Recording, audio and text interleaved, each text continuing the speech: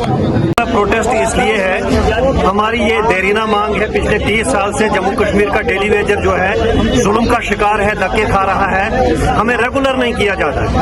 हम अपनी मांग जो है सबसे प्रायोरिटी पे रेगुलराइजेशन मांग रहे हैं, जिसके लिए 1994 में जम्मू कश्मीर में सरकार ने एक एसआरओ चौहट बनाया है। हमारी मांग जो है एसआरओ चौहट जो है उसको लागू करो। पिछले 10 साल से हमारा संघर्ष इसलिए तेज है कि हमें शाम को एक बात, सुबह को दूसरी बात, वही लालीपत दिखा रहे हैं। कोई काम हमारा नहीं हुआ है।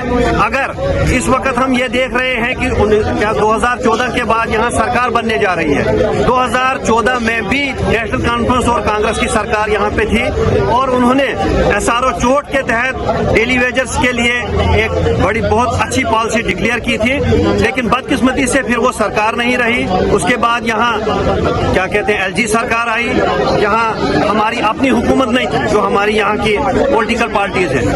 अब किस्मतों से ये लोग आए हैं और सब पार्टियों ने, सिर्फ नेशनल कॉन्फ्रेंस और कांग्रेस ने ही नहीं, पीडीपी ने भी, बीजेपी ने भी, बाकी जितनी पार्टियां हैं छोटी मोटी, सब ने अपने मैनिफेस्टो में ये रखा है कि पहली कैबिनेट में हम जम्मू कश्मीर में जो 60,000-61,000 लोग डेली वेजर हैं, आर्जी मुलाजमीन हैं, उनको रेगुलर करेंगे। हमारी ये रिक्वेस्ट है उमर साहब को, एक तो हम मुबारकबाद देते हैं, परसों उनकी सरकार बनने जा रही है।